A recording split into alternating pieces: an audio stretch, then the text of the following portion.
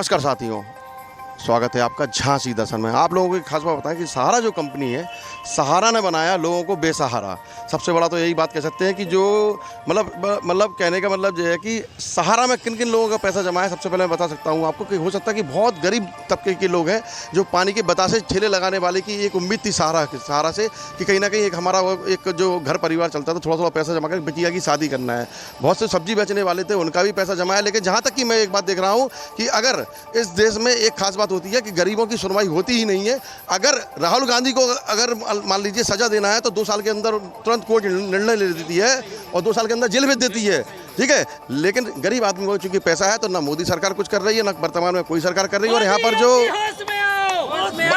अरे आप मत बोलो भी, और वर्तमान में यहाँ पर जो पीड़ित लोग बैठे हुए हैं वो आम जनमानस है। उसमें एक पीड़ित मैं भी हूँ और हमारे जो सामने कैमरामैन है हो सकता है वो भी हो, सभी हम सब हो सकते हैं। तो आइए इनसे बात करते हैं क्या है इनकी समस्या।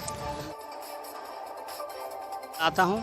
आज जो है 17 तारीख को हम लोग जो है जिलाधिकारी महोदय के यहाँ ज्ञापन देने आए हैं कि दिनांक 22 सितंबर को हम लोग जेल भरो आंदोलन पूरे जो है प्रदेश और जो है देश में कर रहे हैं। अगर ये सरकार जो वर्तमान की सरकार है या जो भी इसके नुमाइंदे हैं, अगर ये लोग गरीबों का पैसा नहीं लौटाते हैं तो हम लोग अनिश्चितकालीन धरना तो दे रहे हैं ही, लेकिन इसके बाद हम जेल भरो आंदोलन का भी वो कर रहे हैं, अभियान शुरू। और 22 तारीख को हम लोग जेल भरो आंदोलन करेंगे। इसमें कोई एजेंट नहीं है, सारे लोग जमा करता है और ये एक कंपनी के ठगी पीड़ित लोग नहीं हैं।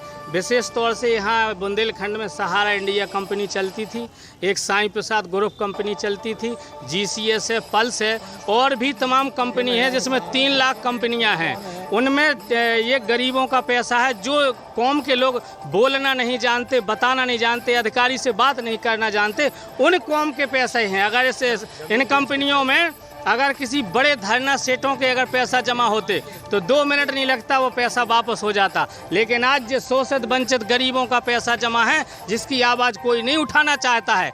अगर उठाना चाहते हैं तो आप मीडिया वाले जो दिखा रहे हो आईना सभी सरकारों को और सभी प्रदेश की सरकारों को, और हमारी जनता जनार्दन है जो आज हमारा साथ दे रही है।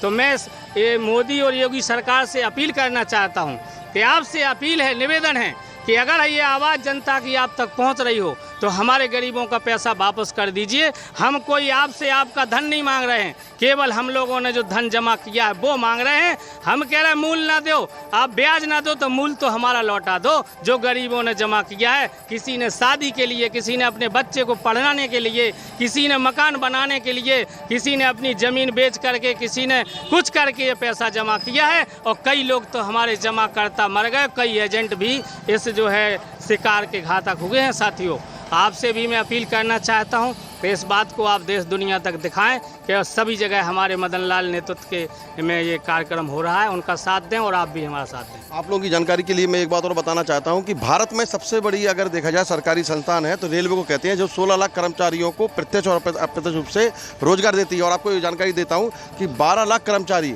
हमारे सहारा में थे, आज वो भी बेरोजगार हो गए हैं। तो आप समझिए कि बेरोजगारी जो इस समय देश में बढ़ रही है, क्यों बढ़ रही है? क्योंकि उसमें कोई सरकार पैसा तो लगाती नहीं थी, हम लोग का पैसा था, हमारे ही कर्मचारी थे, हमारे घर के लोग थे। लेकिन आज सहारा को जिस तरह से डिस्ट्रॉय कर दिया गया, कहीं ना कहीं एक बहुत बड़ी राजनीतिक कोशिश है। खैर मैं इस पर आगे आपको इस पर और भी जानकारी दूंगा जो मेरे पास डेटा है। आगामी समय में आपको जानकारी देता रहूँगा। धन्यवाद।